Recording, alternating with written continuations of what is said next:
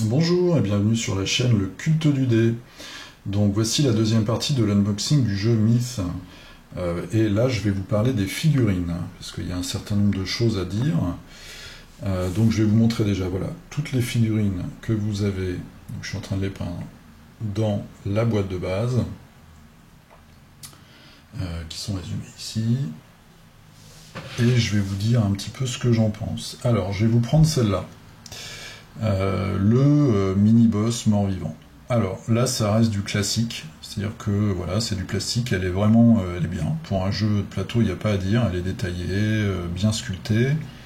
On a les habituelles lignes comme ça de flash, mais bon, c'est le moule, ça, il y a pas de quoi fouetter un chat. Tout est préassemblé et précollé, c'est là que ça commence à poser quelques problèmes. Donc celle-là, ça va. On voit, on a d'autres figurines comme ça. Bon, alors il y a aussi des petites jonctions. Alors je vais essayer de vous faire un zoom, parce que comme je vais dire du mal, il faut quand même que j'argumente. Voilà, donc c'est du précollé. C'est un peu comme dans Imperial Assault. C'est fait de façon industrielle ou je ne sais pas, par des petites mains chinoises, donc c'est normal. Ils doivent en faire 100 000 par jour, donc il y a des trous. Si on veut un bon résultat, du coup, il faut colmater ça. Moi, ce qui me gêne, surtout dans ces figurines, c'est les socles. Alors, je vais vous prendre un exemple. Ici, on a un petit insecte, et voilà comment ça arrive. C'est-à-dire qu'on a un socle, alors il est texturé, ça c'est super sympa, et donc là il tient plus parce que je l'ai décollé, mais normalement c'est bien collé, voilà, c'est collé. Le truc, moi qui me choque, c'est le trou. C'est-à-dire qu'on a une rainure et on a un énorme trou de chaque côté.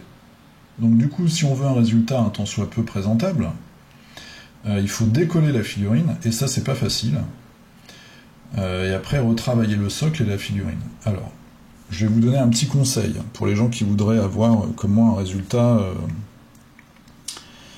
je dis présentable, parce que franchement, moi ça me choque d'avoir un socle comme ça, texturé, puis au milieu deux grosses rainures, je trouve ça hideux, quoi.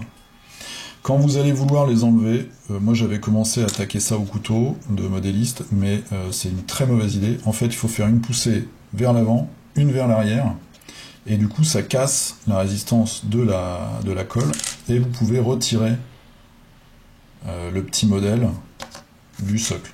Alors faites attention, notamment avec les insectes, parce que si j'arrive à faire le point, la tête, alors j'y arrive pas évidemment, voilà. La tête, vous voyez ici, est un morceau en fait. Donc elle est elle-même collée. Voilà, on voit bien les rainures. Donc il ne faut pas appliquer faut pas basculer la figurine avec la tête, il faut vraiment la prendre un peu comme ça, clac clac, et ça s'en va tout seul. Donc moi du coup, qu'est-ce que je fais? J'ai mes socles, je mets du milliput, après je les sous-couche. Bon là en plus c'est mal fait parce qu'il y en a quand même un certain nombre, il y en a une trentaine je crois. Donc je fais ça un peu à la vite, mais une fois peint, ça se verra plus. Une fois que j'ai rempli ma rainure, je sous-couche tout ça. La petite base ici qui sert de fixation. Alors est-ce que j'arrive à faire le point? Voilà. Je la coupe. Et après, alors je peins d'abord le socle en fait, et je vais recoller mon insecte, comme ça, sur mon socle. Alors j'ai vu sur des blogs, il y a pas mal de gens en fait qui ont enlevé pour tout ce qui est insectes, ils ont carrément enlevé les socles. Ils ne sont pas pris la tête, enfin ils ne sont pas pris la tête, c'est un choix qui est très respectable. Ils ont carrément enlevé le socle et coupé tout ce qui dépasse en dessous. Le plastique est assez dur, donc faut faire super attention pour éviter quand même les blessures. Bon, vous voyez que j'ai laissé un peu des...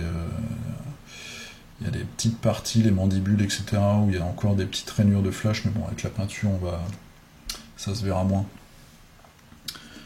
Même chose sur le gros boss, en fait. Voilà, j'ai colmaté tous les trous, mais là, je ne l'ai pas dessoclé parce que c'est pratiquement impossible.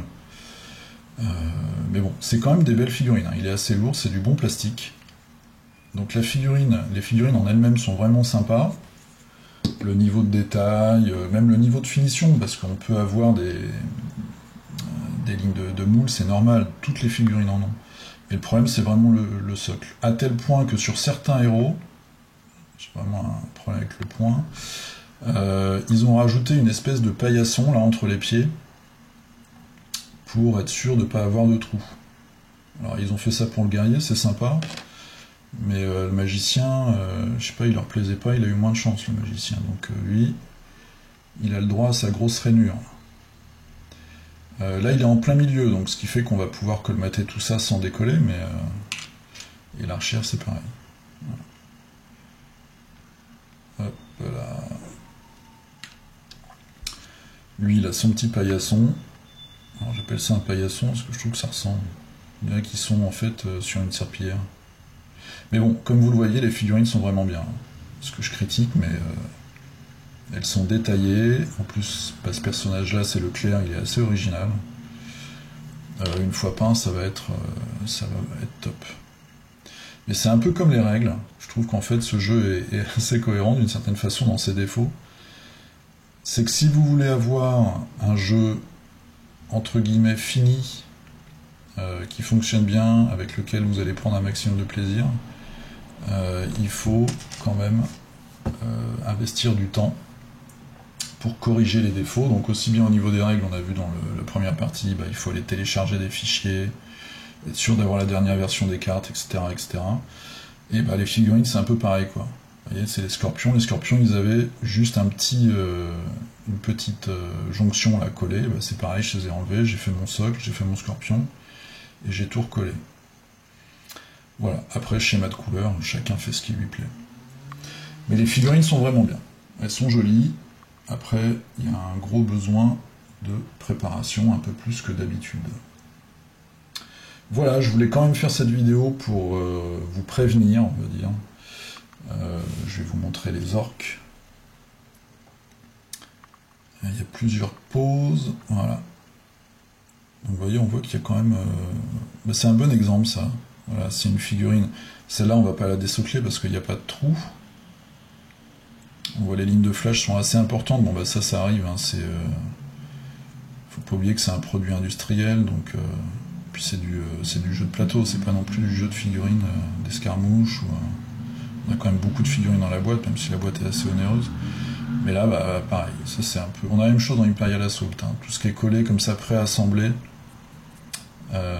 c'est un petit peu la dèche. Il y a une entreprise, ils ont fait... C'est ceux qui font c'est CGT, je crois. Non, je dis une bêtise, c'est GCT. Ouais, qui font le jeu d'escarmouche Bushido. Ils ont lancé un Kickstarter qui s'appelle Rise of the Kage avec des figurines pareil. Et en fait, on a l'option soit précollé ou en petits morceaux et on colle ça nous-mêmes. Moi j'ai pris, je colle moi-même, ou alors on envoie un mail. Parce que c'est toujours plus simple de bien préparer ces parties de figurines. Ces parties, quand je dis parties, c'est les morceaux. Plutôt que d'avoir une figurine comme ça et de devoir reboucher tout ça à la green stuff ou au milliput, moi ça me prend beaucoup plus de temps. Voilà, donc je vais quand même vous les montrer vite fait. Ils sont très sympas, hein. Il y a un côté un peu cartoon. En plus il y a plusieurs modèles à chaque fois. Celui-là je vous l'ai montré, je vous ai tout montré je crois. Voilà. Je vais vous montrer le boss orc. C'est les lieutenants ça je crois. Voilà. Ça hache et sa grosse masse. Mon préféré c'est quand même celui-là, le clair. Le magicien. Petit côté, il ressemble à Dalsim. Surtout que le schéma de couleur officiel, on va dire, voilà, c'est rouge, avec des tatouages blancs. Et ça me fait penser à ça, Dalsim, un petit peu. En plus, il crache du feu. Le héros voleur, donc il y a un rat. Le guerrier, avec sa grosse épée. Un peu une banane. Niveau capillaire.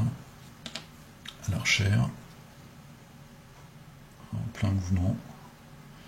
Bon là elle tire un peu par terre, ou alors elle va se mettre en joue en fait. Voilà les petits insectes je vous les ai montrés, les deux scorpions c'est les premiers que j'ai peints, je vais faire la suite. Et puis le gros boss, avec des petites larves comme ça qui ressortent. Alors là j'ai pas comblé encore, je sais pas si je vais le faire, parce qu'avec la peinture en fait ça va passer.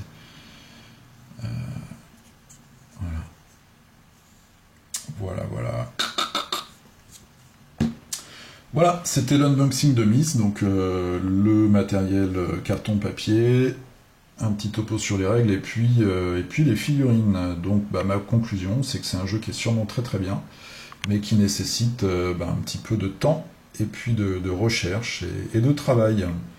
Je vous dis à bientôt pour la suite des aventures. A plus, salut!